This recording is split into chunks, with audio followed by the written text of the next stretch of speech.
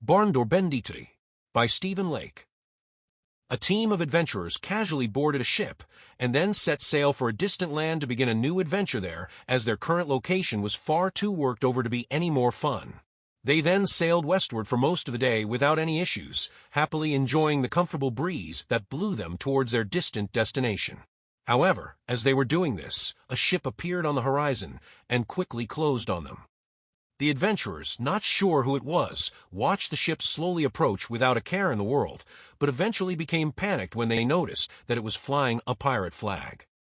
Realizing the trouble they were in, they quickly went about doing everything they could to make the ship lighter, and thus faster. But this was to no avail, as the pirate ship continued to close on them rapidly. Eventually the two ships came alongside each other. Awast, yeland lubers. Surrender your vessel or prepare to be boarded, as we means to take ye treasure, shouted the pirate captain. Over our dead bodies, shouted one of the adventurers.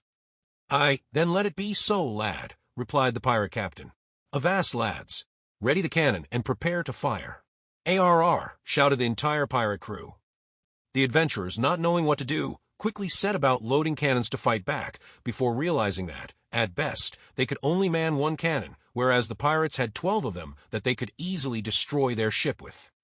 So the adventurers switched tactics and began pulling out their regular weapons, shields, and more, hoping beyond hope they could defend themselves that way.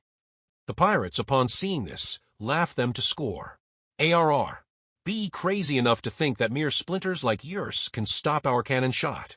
If ye be so hairy as to believe such a tale, then we gladly send ye to meet Davy Jones. Ready, lads. Aim, shouted the pirate captain.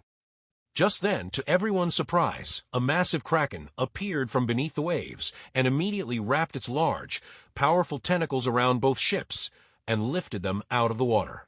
The crews on both sides screamed in terror as they watched this unfold. Belay that, lads. Belay that.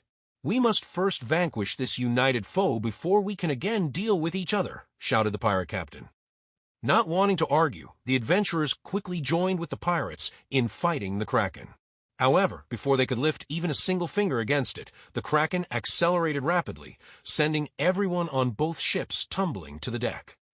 Arr, what be the meaning of this? Shouted the pirate captain. This continued on for several minutes, with both ships moving rapidly through the air, still tightly wrapped in the kraken's arms as they raced towards a nearby island. Arr, they be meaning to smash us against the rocks. The kraken then continued to race rapidly through the water for another minute before coming to a sudden and abrupt halt. The kraken then gently lowered both ships into an enclosed atoll, from which they couldn't escape, and withdrew its arms.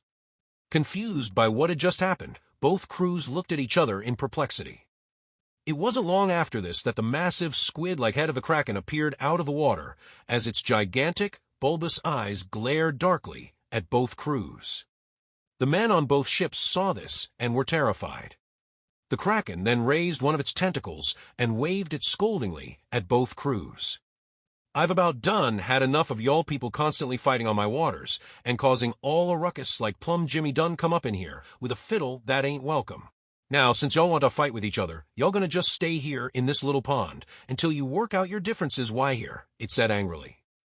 Both crews, a little surprised by the kraken's southern mom-like scolding of them, looked briefly between themselves and the kraken before eventually pointing their fingers accusingly at the other crew.